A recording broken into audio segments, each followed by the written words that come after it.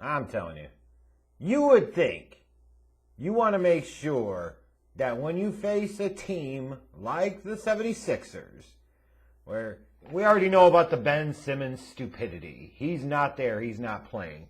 But he is technically an all-star level, all-star caliber player that is completely, totally out of the lineup for the Sixers, which certainly, in theory, should be an impact for him, although it certainly sure as hell doesn't seem like it right now.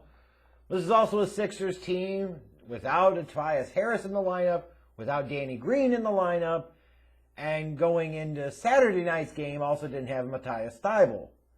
So there are multiple key players on this Sixers roster that just aren't there right now, just aren't in the lineup, just aren't playing, just aren't doing what they would normally do.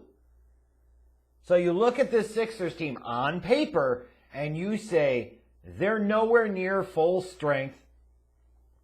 You've got 2 games in 3 days against them, basically. You got to, at worst, win one of them. And this is a team that you want to potentially win both of them. Because you're trying to, if you're the Bulls, kind of cement your place being among the contenders for the top spot in the Eastern Conference. And you want to get some ground on the Sixers. You want to get kind of a mental edge. And, it's bad enough when you lost the game a couple of nights ago. Shit happens sometimes. It's the NBA. Long regular seasons. Sometimes you're going to have bad nights. That's just the way it goes. And even then, the Bulls still find a way to kind of scratch and claw their way back into it. But they were clearly not at their best. So I was very hopeful come Saturday night they were going to figure this out and at least split these 2 games with the Sixers. So that way we could feel a little bit better about things. And that crap didn't happen. I think their energy level talking about the Bulls was a little bit better to start off the game. But by the time you got to the second quarter, look, it felt like the damn Sixers couldn't miss. And the Bulls couldn't hit. It's one thing, as I talked about the other night after the Thursday night game, if you let Joel Embiid go off. He's arguably the best center in the league. He's arguably, a top 10, 15 player. I'm not sure how you would classify him, but probably in that category. This is an elite NBA player. So if a franchise marquee elite player like a Joel Embiid goes off for 40, 45, 50, and his team beats you, you go, okay, superstar played like a superstar. Shit's going to happen. We used to do that to other teams all the time back in the Jordan days. You just got to roll with that.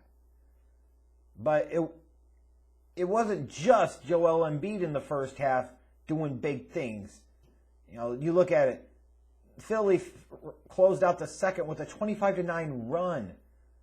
So a couple of days after losing to the Sixers, the Bulls come out, shoot like shit, can't really stop Philadelphia, especially in the perimeter, and the Sixers are up 10 at the half, 57-47. What the WTF is going on here? And yes, Embiid in the first half, certainly, he was dominant. 20 points and 10 rebounds. But it was damn Korkmaz and the rest of the crew. Furkan Korkmaz had 14 points in the first half of 5 of 6 shooting, including 4 or 5 from 3. He was a fucking Bulls killer. Korkmaz the killer. So the hell he played like on Saturday night. And the Sixers were at 56% shooting from the field in the first half. Meanwhile, for the Bulls, Levine had a little bit of a better start in the first half on Saturday night. He had 10 points and 5 rebounds. Lonzo with 8 points and 4 boards. DeRozan with 9. But the Bulls shot 38% from the field and were only shooting 20% from 3. Only 9 assists in the first half. So not only were they not shooting the ball well from the perimeter, they weren't moving the ball well. A lot of isolation ball. A lot of first shot we got, we take. A lot of pound the ball into the damn floor. Not enough movement, not enough pass of the basketball. And again, where the fuck was Nikola Vucevic? And we'll talk more about that in a moment. But the big outrage here of this first half is Joel Embiid should have absolutely been fucking ejected for that punch. Now look, let's not be stupid here. We know Joel Embiid was not trying to blindside Colcott cheap shot Lonzo Ball. He wasn't even trying to get a good shot in. He overreacted to something and he swung his fist flagrantly and violently. And Thank God it didn't connect to Lonzo Ball, because that type of punch could mess somebody up legitimately.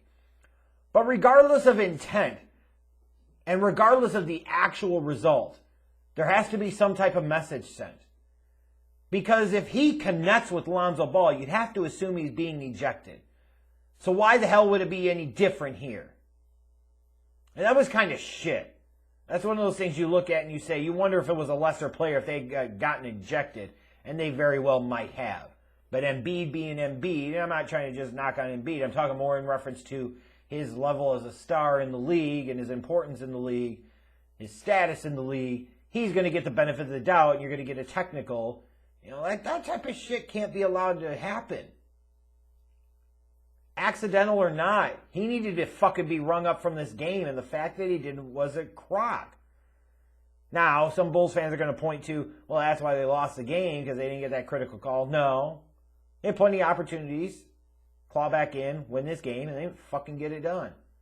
And again, as I pointed out, while Embiid had a good night, he was better in the first half than he was in the second half, and he certainly wasn't the Bulls' killer here. I will say the Bulls, to their credit, showed a little bit more life in the third. They cut the lead down to 7. Levine and DeRozan both played well in that third quarter coming out of the locker room. Levine was up to 22 points and DeRozan was at 16. And I was looking at him saying, okay, it's really hard to beat the same team in back-to-back games. And that's what the Sixers were trying to do. So my hope was, come the fourth quarter, the Sixers' lack of depth and their lack of stars around Embiid was going to catch up with them. And, for a minute there, it looked like it could.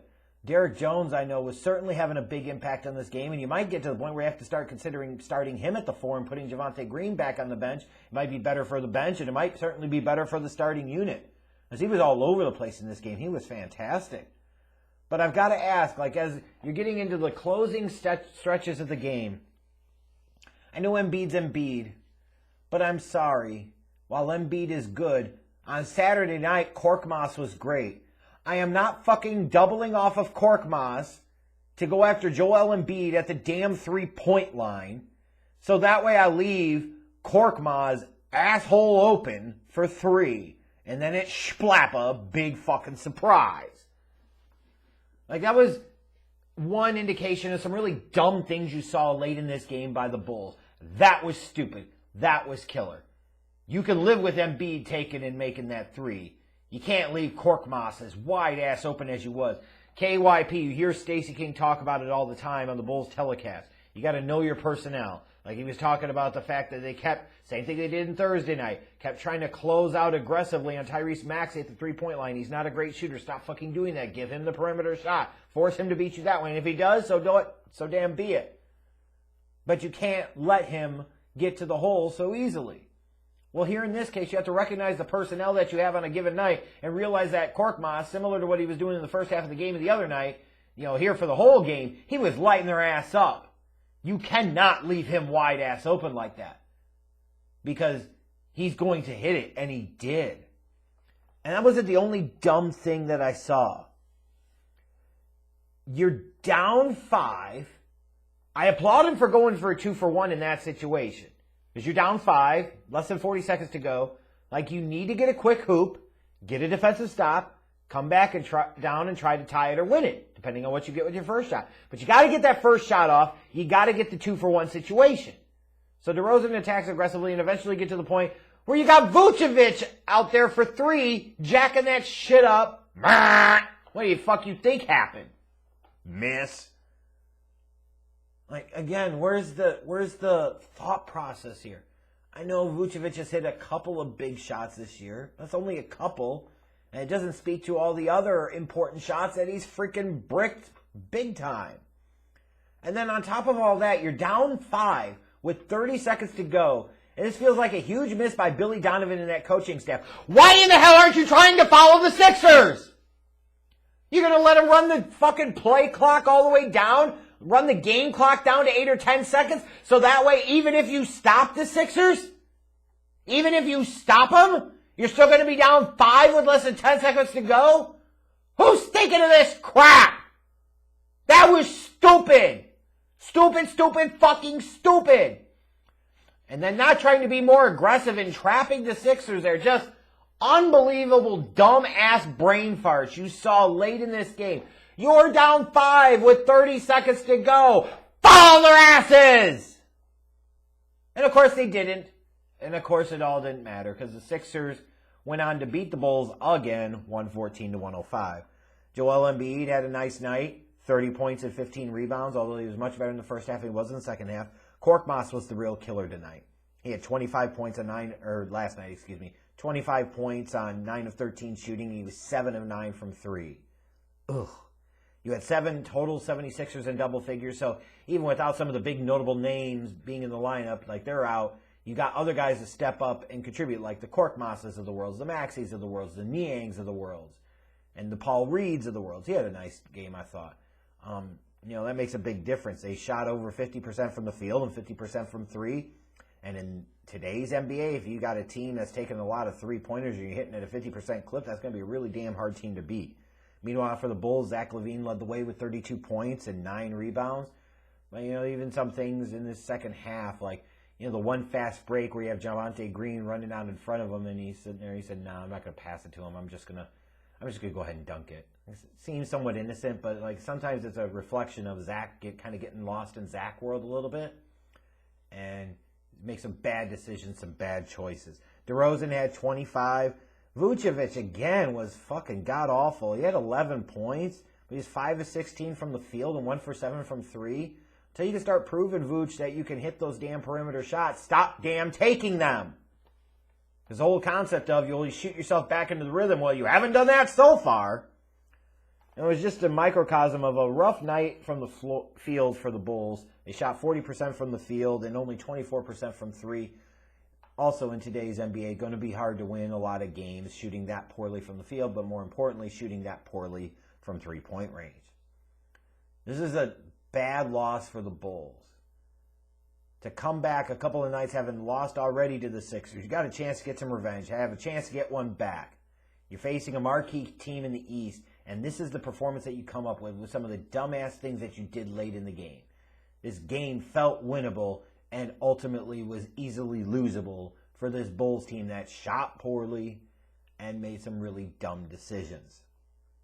We'll see what happens come Monday night when they take on the Brooklyn Nets, but yeah, that's basically it here. This was a game that should have been the Bulls.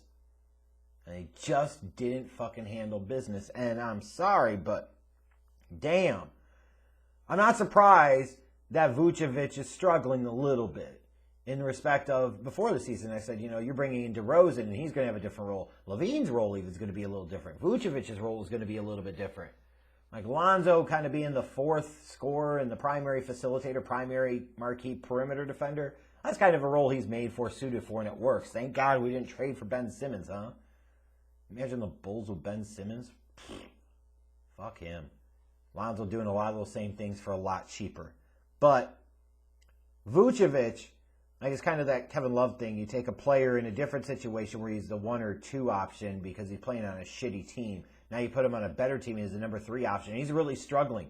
It's messing up his rhythm. It's messing up his flow. And you could tell. You could see it in the results. And he has got to play like the all-star that he's supposed to be. Because if he doesn't, this Bulls team, if they would even make the playoffs, because they're going to need Vucevic, because they're not getting a ton of scoring every night off the bench, like a lot of their points are going to have to come from the starters, a disproportionate amount of them at that. You got to have Vucevic play like Vucevic is supposed to play like Vucevic. And that shit ain't happening right now. You make the playoffs with this type of crap happening, you're going to be one and done so easy, and then we'll be talking about how disappointing this season ultimately ended up being. They needed to win this damn game on Saturday night, and they just failed to get it done.